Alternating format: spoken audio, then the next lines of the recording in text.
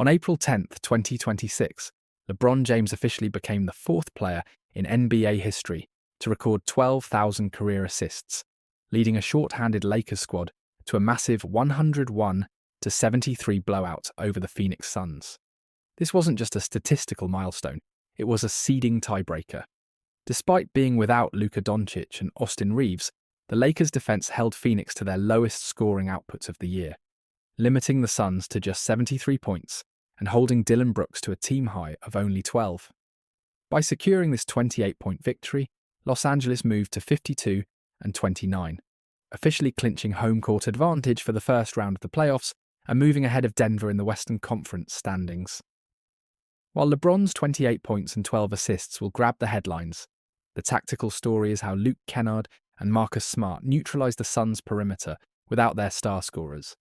If you want to understand how the Lakers just locked down the West and what LeBron's 12,000th assist means for his all-time ranking, you need to see the numbers behind this defensive masterclass. We are breaking down the efficiency ratings and the playoff bracket implications right now. The Los Angeles Lakers entered their April 10th, 2026 matchup against the Phoenix Suns with a clear objective: win to secure home court advantage. Despite missing the playmaking of Luka Doncic and the scoring of Austin Reeves, the Lakers executed a 101-73 blowout that dismantled the Suns' offensive identity. The primary headline of the night was LeBron James reaching 12,000 career assists, a milestone he hit in the first quarter with a cross-court pass to DeAndre Ayton. This achievement places him in an exclusive group with only John Stockton, Jason Kidd, and Chris Paul. However, the scoreboard was dictated by the Lakers' defense. By holding Phoenix to just 73 points, Los Angeles recorded their most dominant defensive performance of the season.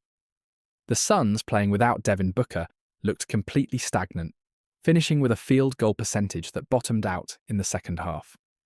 Dillon Brooks led Phoenix with only 12 points, a statistic that highlights how effectively the Lakers' perimeter defense, led by Marcus Smart, shut down every primary scoring option the Suns attempted to establish. Tactically, the Lakers' success was built on a next man up philosophy that focused on high-efficiency shots and disciplined defensive rotations. With Doncic out, Luke Kennard moved into a secondary playmaker role and delivered 19 points, providing the floor spacing necessary for the Lakers to maintain a +27 efficiency rating, while LeBron was on the floor. Marcus Smart's defensive presence was the catalyst for the Suns' low scoring output. His ability to switch onto multiple positions limited Phoenix to contested mid-range jumpers and forced 15 turnovers.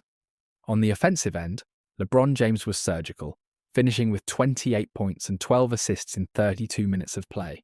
He didn't just chase the milestone, he used the gravity of his drives to collapse the Phoenix defense, repeatedly finding DeAndre Ayton in the paint or Rui Hachimura on the wings. Hachimura's 13 points and aggressive rim protection ensured that the Lakers won the battle in the paint, outscoring the Suns significantly in second-chance opportunities. The impact of this 101-73 victory on the Western Conference standings cannot be overstated. With this win, the Lakers moved to 52-29, officially clinching the tiebreaker over the Denver Nuggets and securing home court advantage for the first round of the playoffs. They are now tied with the Houston Rockets for the 4th seed, making their final regular season game against the Utah Jazz the deciding factor for their final bracket position. For a team that has dealt with significant injuries throughout the season, locking in a top 4 seed without their full starting lineup is a testament to their tactical depth.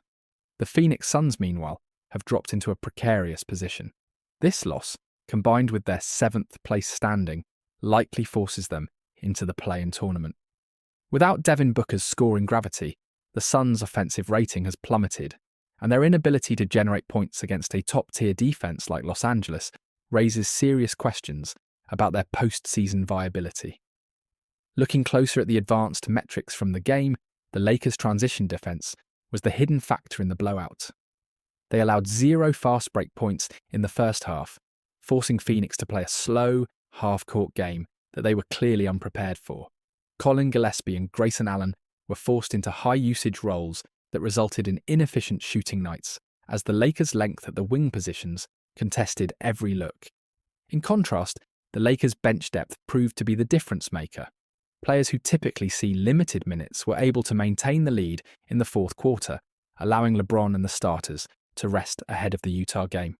This rest is critical for a 41-year-old LeBron James, who is coming off a massive 54-point performance just 24 hours prior. The efficiency he showed in this game, balancing scoring with elite playmaking, is the exact blueprint the Lakers will need to follow if they hope to make a deep run in the 2026 playoffs. Ultimately, the story of April 10th was about more than just 12,000 assists. It was about a team proving they are ready for the intensity of postseason basketball.